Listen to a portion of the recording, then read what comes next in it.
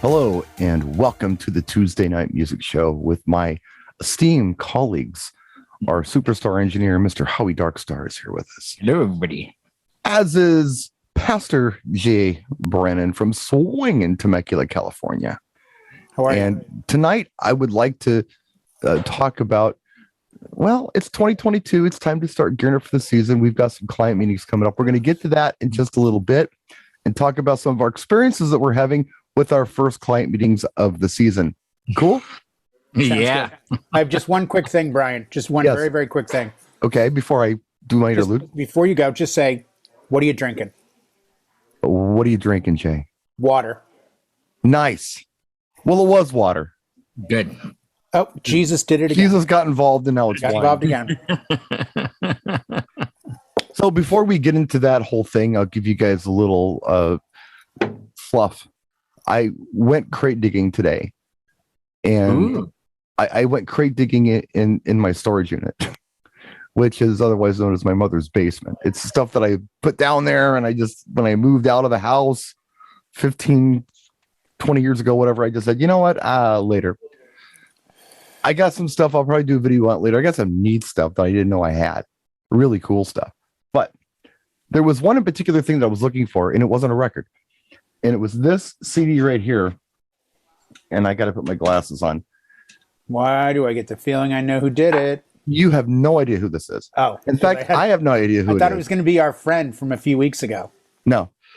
This is an act called Traveler. Oh, no, I'm sorry. The album's called Traveler. The artist is Corpati and Jennings. I'll show you the cover. You'll never, ever find this ever anywhere. Here's the story. You guys know who Andy is and who Mikey is. My friends Andy and Mikey. Yeah. They got another brother named Brian. Okay, Brian was the one who was pretty instrumental on helping me put this house together when I bought it. Construction guy, good guy. So I don't know if it's Corpati or Jennings, but one of these guys is one of his good buddy's stepfathers. And he told me, hey, my friend's stepdad and his buddy put this CD together. I thought I'd just give you a copy, you know. Nice. And I said, okay, whatever. And I'm thinking, you know, I'm telling you, for about 10 years, this was the coolest like dinner cocktail stuff. Nobody knew what it was. Everyone loved it.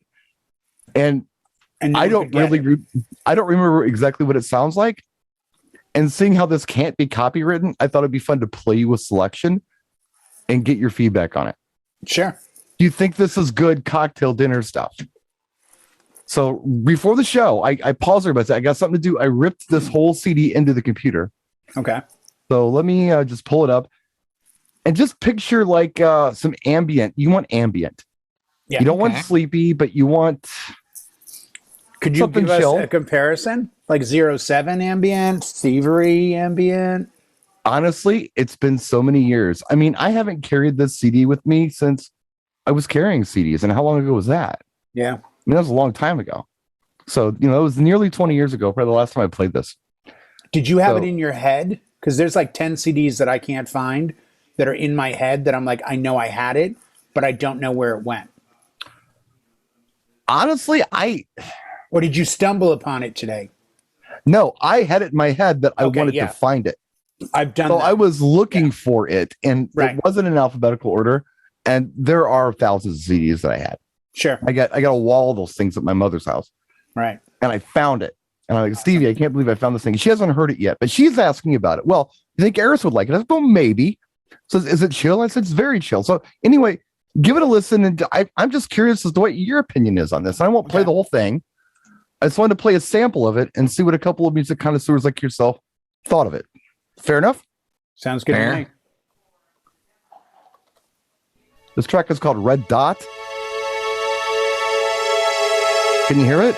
Yeah. Yeah. Yes. Very ethereal right out of the gate. Yep. But I used to like just play this whole CD. Like I would just drop the CD and do stuff while they were having cocktail or whatever. And it was great. People loved it. And everybody was like, what is this stuff? As the Milky Way settles in for the night. Nice.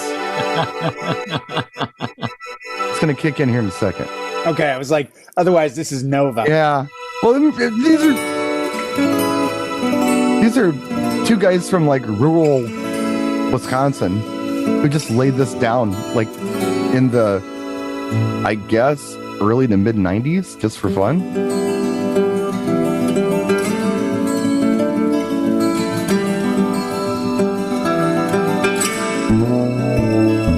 Oh, it's coming back to me now. So far, I'm impressed. It's nice, isn't it? Yeah, it is. This is a local artist. So, I guess my point is, I'd like to add this back into my repertoire. I would. You know?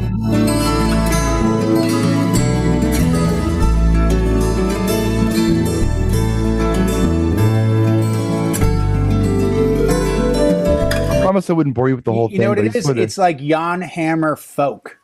Exactly. Very folky. Yeah.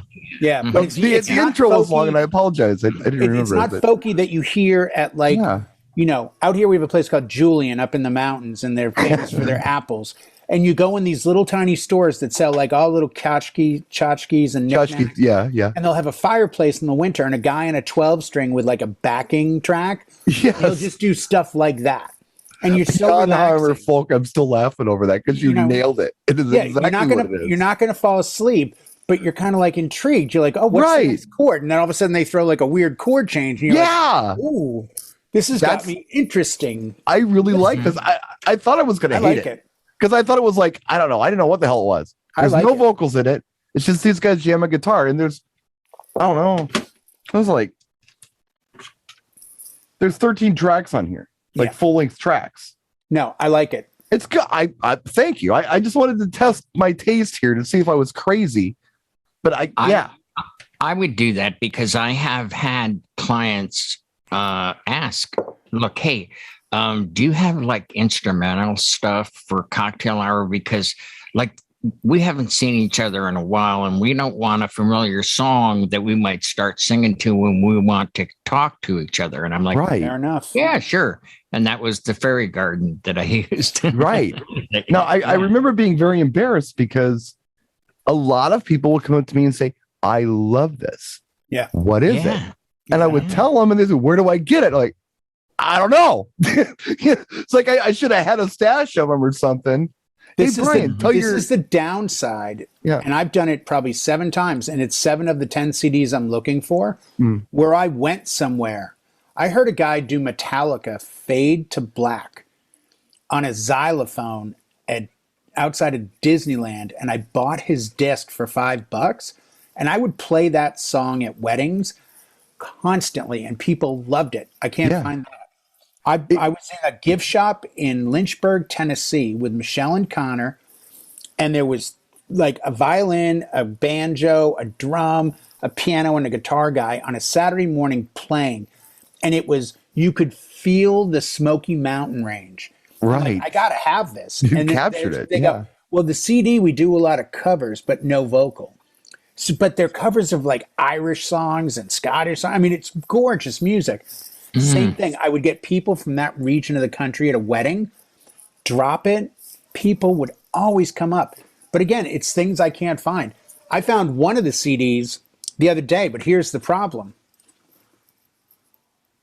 And this is a local folk guy, way out of print, has like 4 out of 10 songs are bangers. Like, I remember playing it in the Sebring. Well, I got rid of the Sebring 13 years ago. So I'm playing this 16 years ago, 15 years ago, and it's somewhere, and I'm making it my life's work now to go through the garage CD collection, and now I have to open everything to see if I ended up in another case. But it's probably in the slot been there, done that. Well, but that's my fear, Howie. What's good today is once you get your music, it goes on a drive. Yeah. Back then, you're in Lynchburg, Tennessee, and you travel 3,000 miles home with ACD. That's all you have. Like there is no, let me get another copy from who. Well, I was thinking of you in that I think you picked up a local, was it a ska band or a reggae band's disc a while back? I was thinking of you. Sense. And when I grabbed, because I know something like that. It's kind of regional. I bought it a month ago just for 2 songs. Right. I'm like, it's regional. It's really dope. I know these guys have never heard it. Like no one's ever heard it. No. But it's good. And I'm thinking to myself, why in the hell didn't I rip this thing in when I was doing all that crap? 18 years ago or whatever it was. Yeah, but did you rip everything in? I didn't. No, I didn't. And I at the time, hard drive space was at a premium because it was, it was expensive. Yeah. If you had the first computer I had that like will actually load on the internet and stuff was like a 850 gigabyte computer or something stupid like that. 850 gigabytes. Yeah. Michelle was a flight attendant in 97. We bought her a $3,000 compact laptop because all the scheduling was online. She had a 6 gig hard drive in that thing. 6 gigs. Well, maybe it was it wasn't a terabyte yet, or no, it was a terabyte for $111, and it's solid state. No, it was 850 megabytes. That's what it was. Oh, okay, that makes more sense. No, I'm sorry, I'm not a computer guy. Small. It was basically a little bigger than a CD, that you would put data on. Yeah, back in the floppy disk days. It's like, boy, I remember I went into this little wave editor I had, and you could put custom sounds on like whatever it was, Windows 3.1 for startup and shutdown and things like that. And of course, you're going to make fun of me, but I decided when I turned my computer off, I wanted the end of Prince's Alphabet Street. That then it shut down. I got in so much trouble from Jackie because she was an IT chick. You wasted all this space on the computer. It was a big deal. I had to delete it. It killed me because I had it just the way I wanted it. This came with the DMP 555. This is the storage tab that came with that CDJ back in like 2002. And I don't know how I kept it, but it's a running joke between Pulse and I. This is I don't even know if you can really see it. This is a whopping 16 megabytes. Yeah. That's the card it came with, 16. What? And then I have the 128 megabyte. Like, what are you going to even put on these? Right. 16 megabytes. My phone takes bigger photos than 16 megabytes. Right. I think. Oh, it's incredible. Well, I just wanted to do a little, I guess, pre-show before the show, because we've got some stuff to talk about. Yeah. And no, that sounded great, Brian. I'd play that at my gigs. I would play it. Yeah. Oh, hell yeah. I think it's like in the whole weddings. The whole disc is just the bomb. Yeah, a barn wedding. That's barn wedding. Oh my gosh! But it worked anywhere. I played it at country clubs. Oh my gosh! But you would think of it. It's like, remember the band Nickel Creek? Not Nickelback. Nickel Creek. They had a track called "Speak." They're a folk band from out here. It's brother and sister, guitar and violin. And then one of the best mandolin players going. You get a chance, look up the song "Speak," and I'll tell people, "Oh, I love that venue." It always reminds me of the song "Speak," and they'll go, "Oh, I don't know that song." I'm like, "Look it up," and they'll look it up and hear it and go, "Oh my God, you totally get the vibe." And I'm like, "Yes," because it's definitively a track that only works.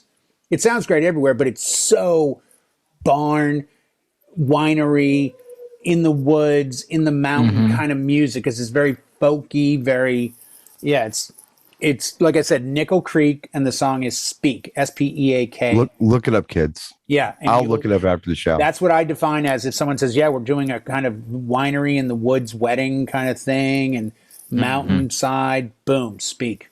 So what I want to do for the body of the show here, the main part of the show, is I want to talk about our experiences in getting started on the 2022 season.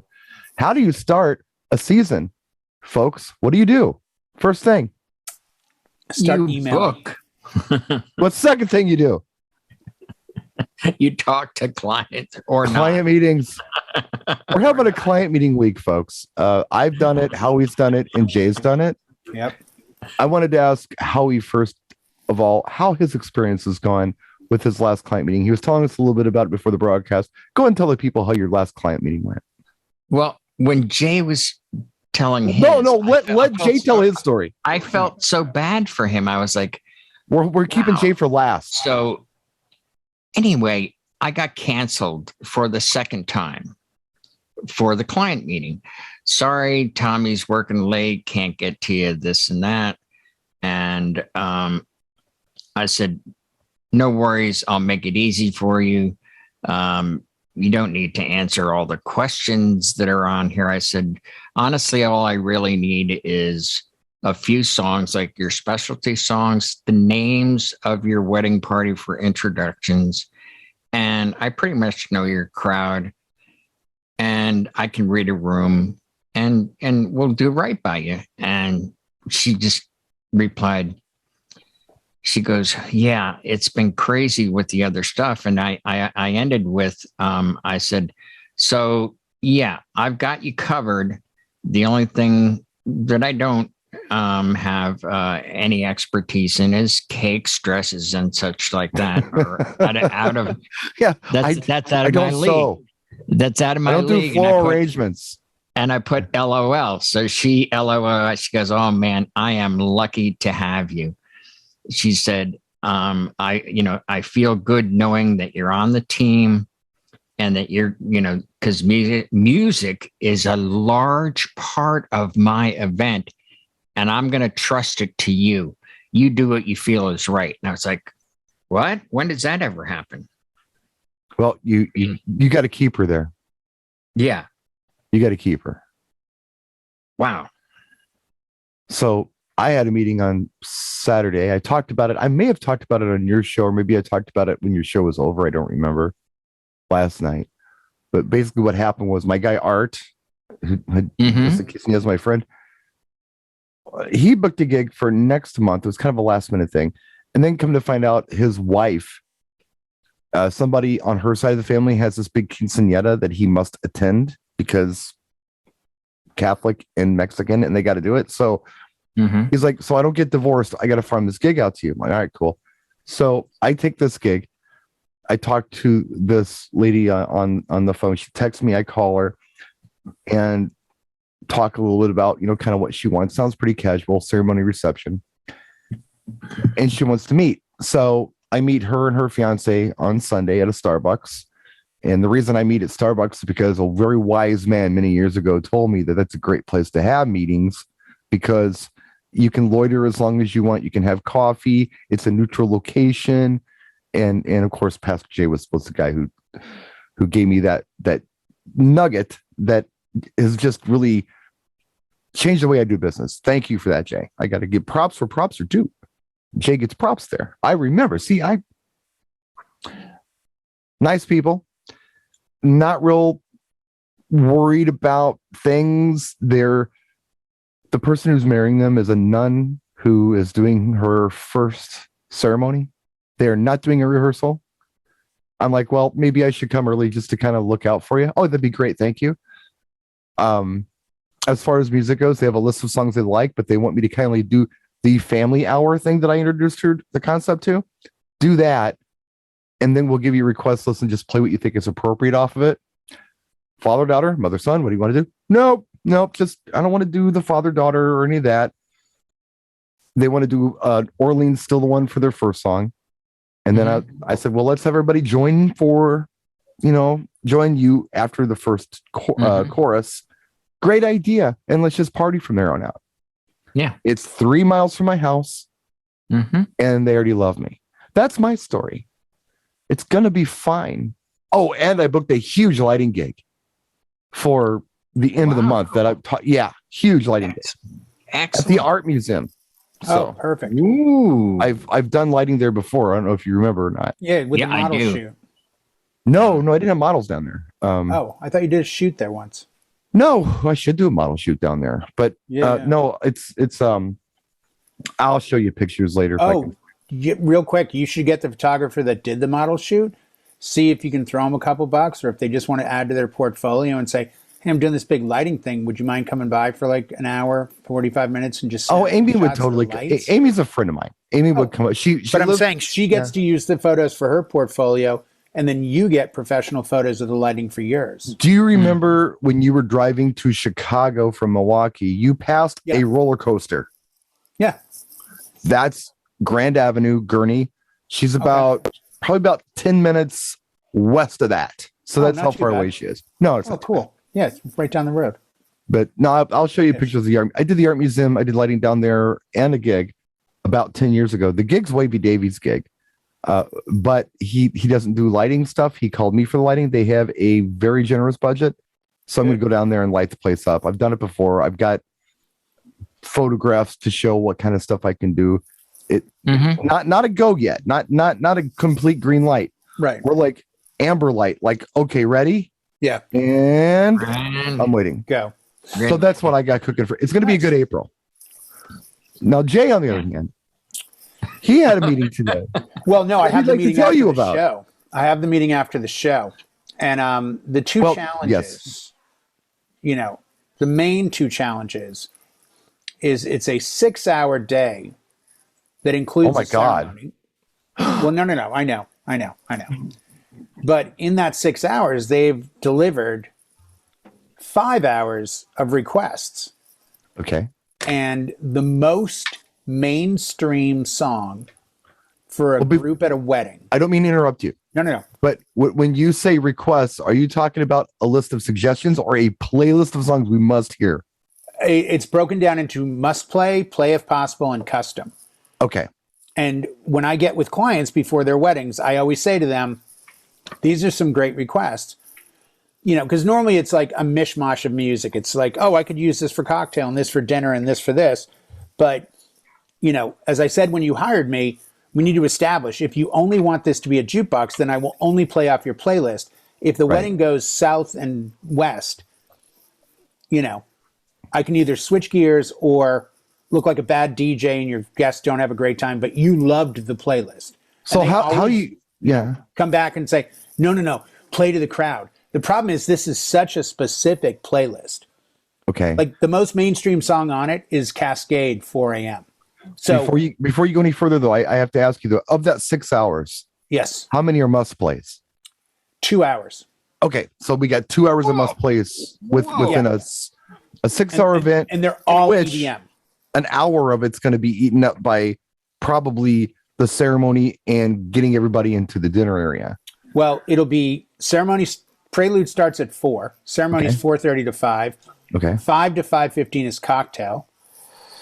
Figure 5:30 to about 7. If it's running perfectly on time, 7:15. That always happens. Then it's first dance, cake cutting, father, daughter, mother, son. I mean, the father-daughter dance is "Don't Worry, Child" by Swedish House Mafia. What is her bridal entrance song? I gotta know. Oh, I don't have that yet. I don't know. Like Clarity or something tonight. Well, that's what I was thinking. I'm like, should I suggest Spectrum or Clarity or Knife Party Bonfire? Yeah, Internet Friends maybe for the recessional, something that really kind of hits them. Tiesto and Sneaky Sound System. I wouldn't mind hearing "I Remember" by Deadmau5. I mean, it would be a good hoot to get to play that at a wedding. Maybe they do like Operation Blade for their recessional. That would be good. Or Blood is Pumping. Either Blood one is Pumping. Work. Yeah. Oh, Either one. Razor Guido. Yeah, perfect. Yeah, I think either one would work fine.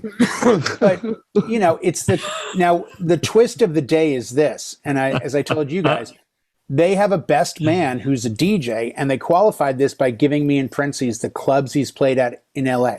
So he's played at Sound and Story and Live and whatever clubs they mentioned, which as we know as DJs means absolutely nothing.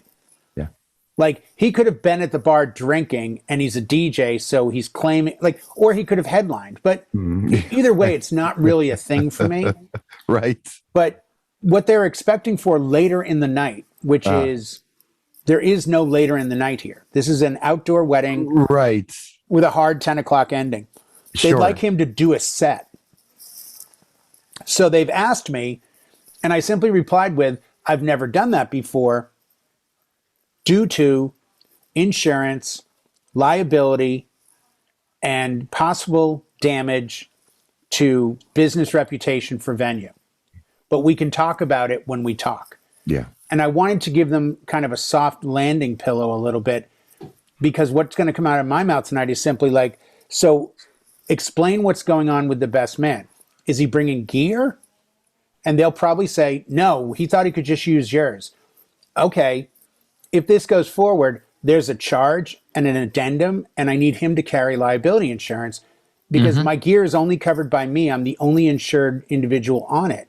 And the venue I have 40 weddings at this venue. He gets on the gear, starts playing, swears, messes up my equipment. Not only, is my reputation burned, but the venue has every right to say to her clients going forward, he's going to refund your deposit. I'm blacklisting him. He's out. I really wish you luck on this one. And we talked about different ways a person could handle something like this last night a little bit. And there are several ways, but I'm sure that, ultimately, I don't want this to happen. Right. Obviously. Right. And if he's genuinely a DJ, then it should be no issue and it'll be fully understood.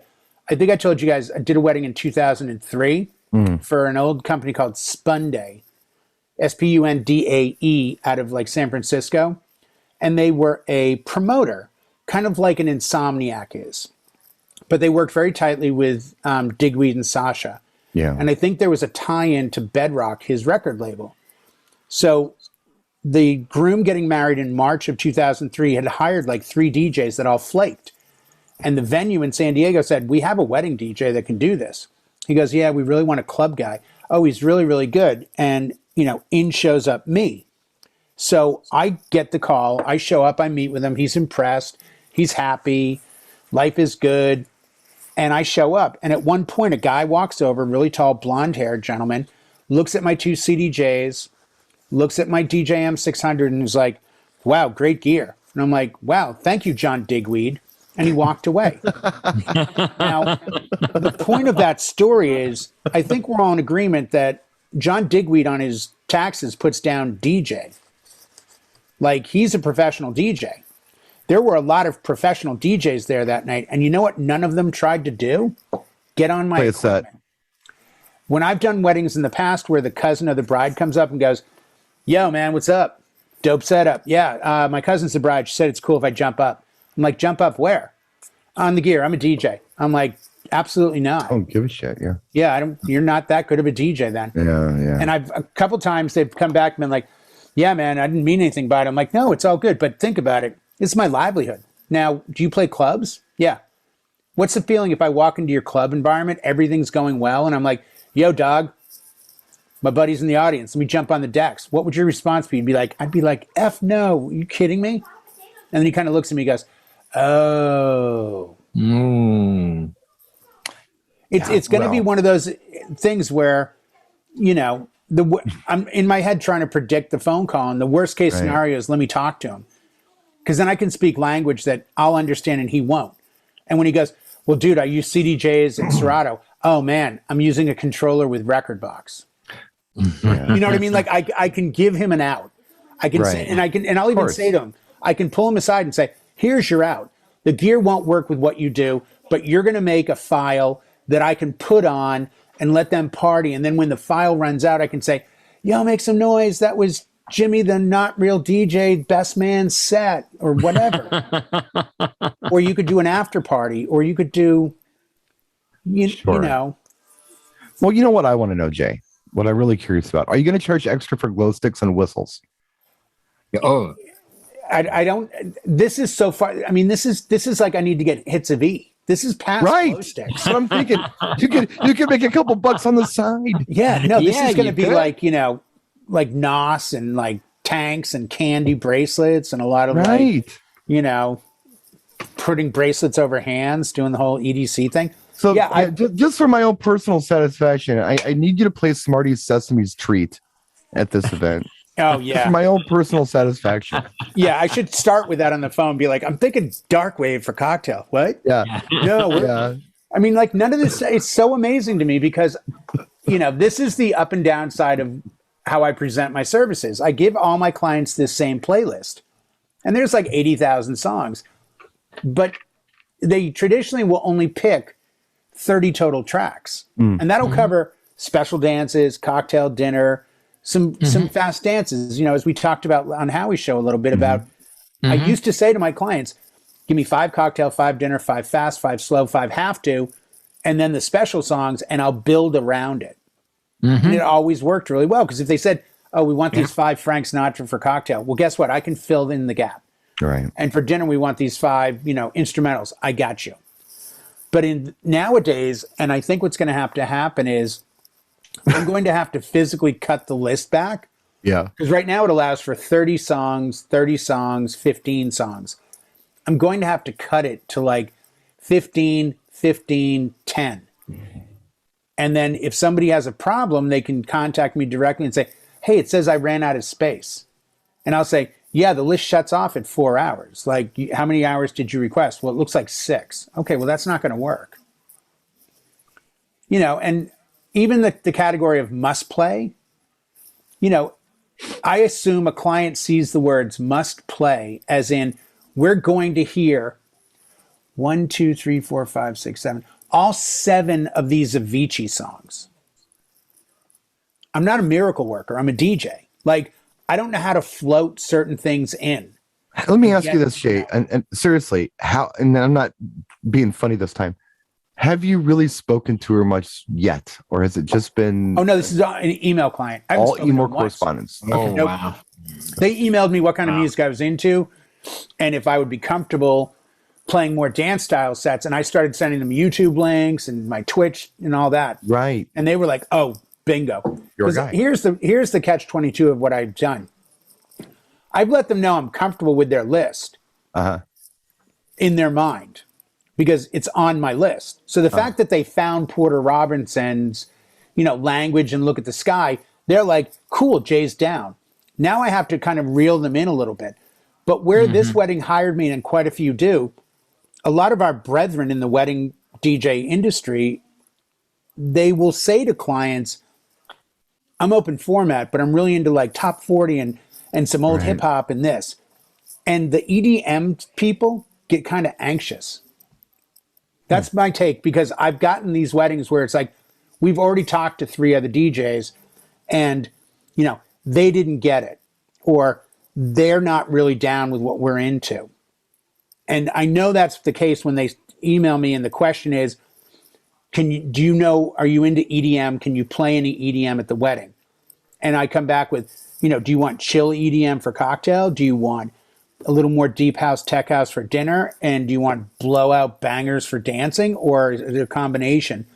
And they feel like I understand them. Sure. And that's my job. My job is to be very flexible. When I get a Latin client, my job is to say to them, so are we talking cumbias and salsa and some merengue? Or are we talking banda and ranchero and reggaeton? Like, you tell me, oh, good, he understands this. Sure. We can work with him. No, I get it. Yeah. So, I mean, you know what? They've been perfectly nice on email. I don't anticipate any difference on the phone tonight, but it's just, and I will just say to them, it's my job to tell you, this is a great playlist if everyone there is high and under 35. Now, if they're not, you know, there might be some variables. I mean, since 2005, 4, whenever Usher Yeah came out, this might be the first time I've never seen Usher Yeah on a list. You know, you and I run meetings very differently. We always have. You come in and you take it and you walk them through everything. I'm the weirdo who says, you know what? I'm here to listen, and then I'll ask some questions. I'm wondering if this might be one of those weird meetings where you might want to take a tip, just hear them out.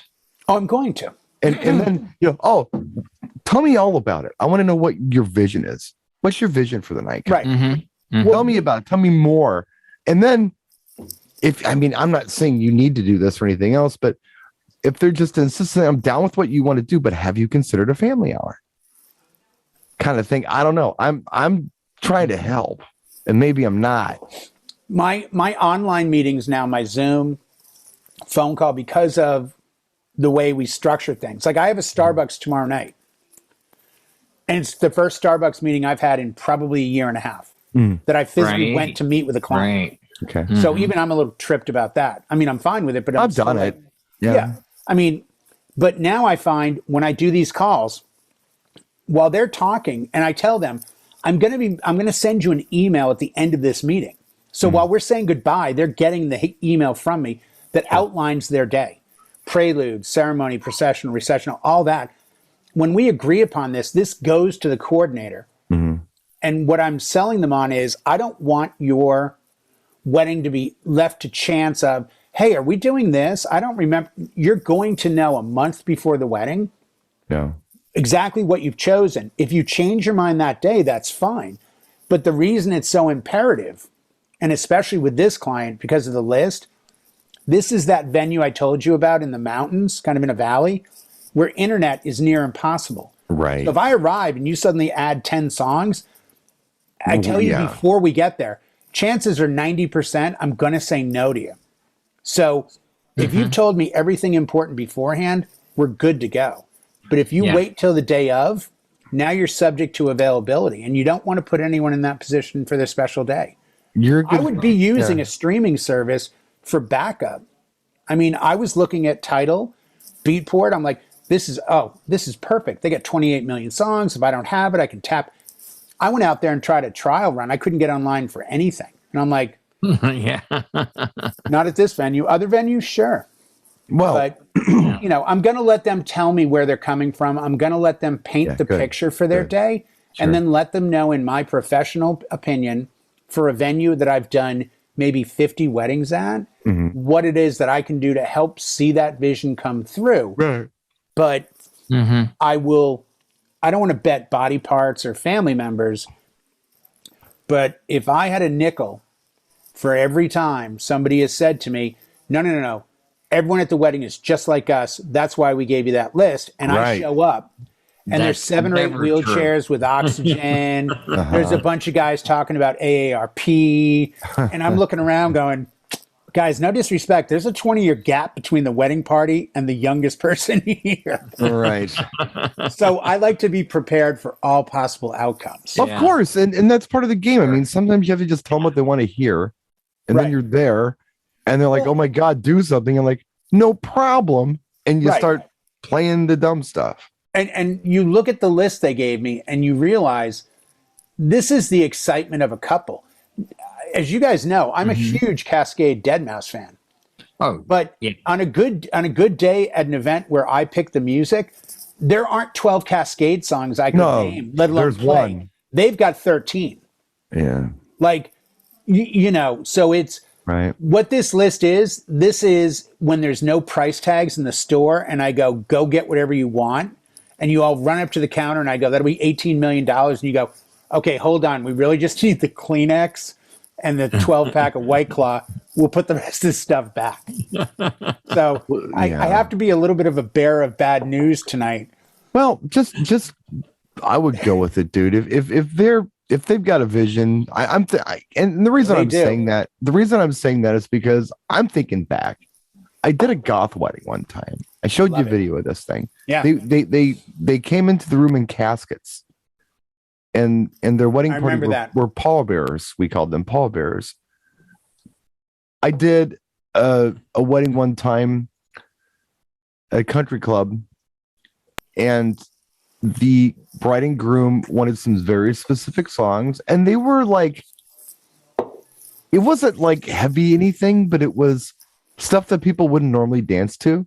Right. Older stuff, older Simon and Garfunkel stuff, and just, like maybe some Sam Cooke and stuff, but it wasn't like the bangers, and they didn't care if anyone else danced because they wanted to dance to those songs. So they had 150 people watching them have a great time while they were bored out of their minds. And eventually people just left, and that's what they wanted. And they wanted nothing other than that. Oh, I've done those weddings. You know what I'm talking about. No, I do. But, and I tell everyone, and this is one of the reasons why I like Starbucks so much, I tell people all the time, in context of this situation at Starbucks, at a bar, on the phone call tonight, there are 3 of us in a perfect environment planning the greatest day of your life. Once we get there, the reality kicks in. And the reality that kicks in is, and I will credit you back, Brian, I took this from you. You are hosting a party for your family and friends. You really, if you don't want to play what they want later, why are they there? Like, the ceremony, the cocktail, the dinner might be for you. Actually, the cocktail's not even for them. And I tell couples, you're not going to be there for any of cocktail. You're across the street in the woods taking photos with a llama, this and that. The cocktail is something to hold them off while they're waiting for you to come back so they can eat. Exactly. So I'm playing to that crowd, one. Two, dinner is background, not that loud because they're talking. Right. They're in a compressed environment. And they're also looking at you, taking photos, talking to you. You're the focus. Once we get outside for dancing, now it's a party you're throwing for your family and friends. Sometimes the way to show thank you for showing up and being there. And sometimes the way to say thank you and show that you love somebody is, even though you're not a big fan of this, you know that they are, so you play this. And that's what a wedding DJ's job title really is, to fill in those moments where, even though the bride and groom may not be the biggest fans of something, it's to their betterment for the night and the betterment of the memory of the event, to have people leave feeling like, what a great time. Because there are weddings that are just like this, where it's, wow, I can't believe these are the tracks that I'm playing. The mean show. Yeah. And that happens sometimes. Well, yeah. And like I said, I've never spoken to them outside of email. They may get on the phone and be demanding, which I can handle. They may get on the phone and be docile, which I can handle. Or they may get on the phone and be like, we really don't know, but we wanted you to know what we like. Right. That's perfect. Then now I will take 5 hours and I will cut it back to this, even though I'll have it all, but I'll take the bangers of that and I'll pick and choose where I place them. I'm willing to do that prep work. I'll spend 3 or 4 hours going through and listening to every track, going cocktail, dinner, dancing, cocktail, dinner, dancing. This would be a great intro track. Yep. You know, I mean, like a song like the Cascade Dead Mouse Move for me. It's a great song. I love that song, but I can't really tell you where it fits. It's not a banger dance track. It's not a gets the crowd going track. It's sort of chill, but it's like 126 BPM, so it's not really that chillish. Like, you know, and that's going to be the fun with them. The biggest message I want them to get from me is that I support what they're doing, but they have hired me to help them make correct choices, because I am the expert and I only have their best interest at heart. Yeah, right.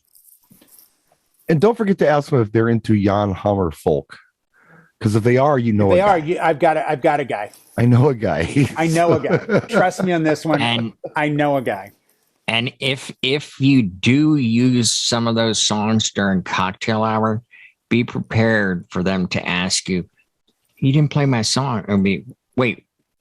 Usually during cocktail hour, you're with the photographer getting your pictures taken, so that's why you didn't hear it. Oh, I played that earlier. I played that while you were somewhere else. I've had it happen. Oh no, I have too. That's why I tell people, understand one thing. This must play.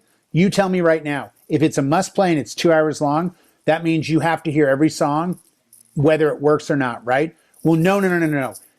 I said, my goal is your goal. I want everyone to dance, have a good time, leave with a great memory. I'm not going to pick a song off your list that I don't know 100% in my heart of hearts will work. Oh, no. You know what? Use our list as a guide. If you can play that's how we end up. If you can play some of it, that's great, but we're not listening for it. I don't want that expectation. And I tell them, you know what? You need to be present. You need to be in the moment. You can't be present and in the moment with an expectation of, I haven't heard Cascade Dead Mouse Move for me yet. I did a gig one time where I was in a client meeting and there was a bit of a dilemma. The bride's mother and aunts absolutely loved, I think it was Electric Boogie of all things, you know, just the Marcia Griffiths Boogie Woogie Woogie Electric Slide thing. Oh, okay. But the groom hated the track. Tell him to go to the bathroom. It's like, no, can't play it. You can't play that track at my wedding. But my mother loves it. I said, listen, go to the bathroom. Dave, you smoke? It's like, yeah. I said, how about you take a cigarette break about, I don't know, 3 songs after your first dance? Yeah. And you'll never have to hear it. Wave to me and I'll play it when you're not in the room. He's like, dude, that's awesome. I'm like, perfect. As soon as you're gone, we're playing it. And it'll be done by the time you come back into the room. Now you're thinking smart. I like everybody that. Was happy. I like that. Yeah. But you gotta get there. I think, and Jay's gonna be there really fast because he's that kind of guy. But when you're in those client meetings, I think you have to almost win them over and get their trust before you can start throwing stuff at them. That's part of the deal. So last week I was on a Zoom call, which our good friend B Diddy B. Diddy. B. Diddy was on as well. Oh. And Promo Only posted a photo of it a couple days ago. And the screen cap photo has Nick Hahn, Tony Balder or Bader or Eldridge, that used to be with GC and then Serato. I apologize, I got Tony's last name wrong. Chi-Town Shaney, me, 3 other people, but next to me in a row in the Zoom call is Cascade and Deadmau5. So it just dawned on me, I'm now sending this client a perfect for our phone call tonight. By the way, someone just sent this to me. I'm in good company sitting next to Cascade and Deadmau5 as a way of coming in above like, oh, he totally gets us. So if he tells us, let's back it off a little bit, we can trust him. I know more than you. So let's just start there. Yeah. You want a party? Let's go. I won. Okay, mic drop. Now let's talk about putting this wedding together. Yep. They got to qualify you. It's just like, when you're meeting someone for the first time and you're entering into a relationship, you qualify as somebody. Kids do that. They bully kids and push them and see how far they can push them. You do it when the substitute teacher comes.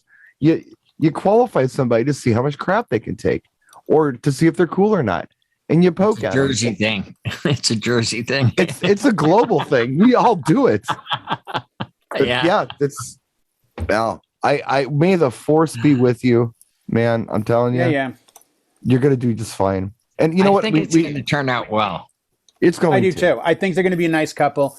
I think they're going to accept all my reasoning as to why their best man should be in the moment and be present and not feel obligated to DJ. Let him party with you. Let him do a party for you somewhere else. I understand it means a lot to you, but if it meant that much to you, you would have hired him to do your wedding. There's a game that I've played for a long time, and I did it in management, and it was 2 positive things for every negative thing. So, what I like, you give them 2 good solid wins. Yes, we're going to play Sandstorm for your organ recessional. I've got it. It's going to be awesome. I love it. And then we're gonna bring glow sticks and they're going to be free. Oh, but by the way, the guy can't DJ. But the good news is that we're doing all these other wonderful things for you. Yeah. Your mic's muted, Jay. Sorry. I'm going to give an opinion, which I have to, which is simply going to be, you know what? I think it's best if. And I'll start with that angle, and then the hammers will all drop down about. And on top of it, here's the other bigger issue. My liability insurance, I checked with them today. They will not cover anyone else DJing. So at a wedding where there's video and everything else, if anything breaks, I'm up a creek. I've got to actually look up the date. I'm not going to say the date of their wedding. I know it, but I've got to see. I'm hoping it's a Saturday. Because, it's a Saturday. Plus, I have a wedding the next day. So it's not like I can afford to wake up the next morning and have gear broken. I mean, I've got all my ways out. And I'm thinking that I'm overestimating the whole experience. You're preparing for the worst, but hoping. I'd rather go in preparing for the worst and hoping for the best. Yeah. I hate hoping for the best, but preparing for the worst. Yeah. No. And this came up about 4 or 5 days ago. So it's been in my head about, okay. I know it's been on your mind. I need to.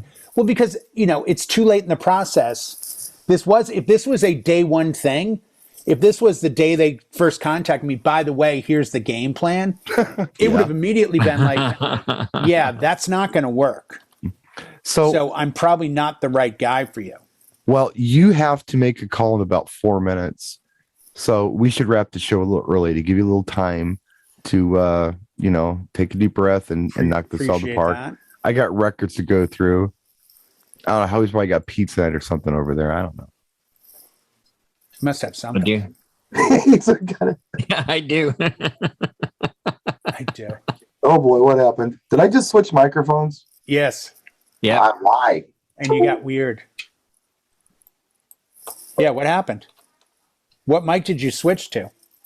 I switched to the camera mic. I apologize. I don't know why that happened, but it did. And here we are, like we're ending the show. And I'm on the stupid camera mic because my mic, it happens. So anyway, we got to end the show, and I'm sorry for my stupid mic at the end of the show. We'll see you guys soon. Thank you for watching. We'll see you next week. Stay well, everybody.